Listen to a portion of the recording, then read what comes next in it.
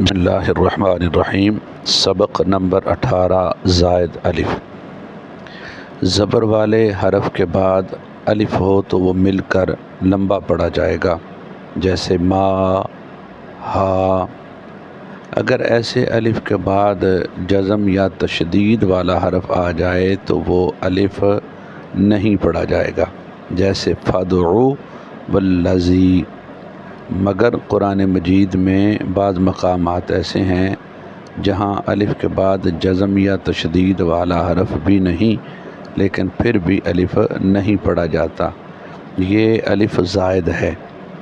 عموماً قرآن مجید میں اس پر گول دائرہ یا کراس کا نشان لگا ہوتا ہے، لہٰذا جس الف پر یہ نشان لگایا گیا ہو اس کو نہیں پڑھیں گے، اسے زائد الف کہتے ہیں۔ مثال کے طور پر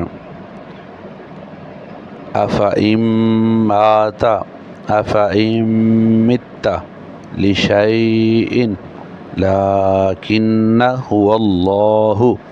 یہاں جس الف پر گول دائرہ لگایا گیا ہے وہ زائد الف ہے، اس لیے ہم اس کو نہیں پڑھیں گے۔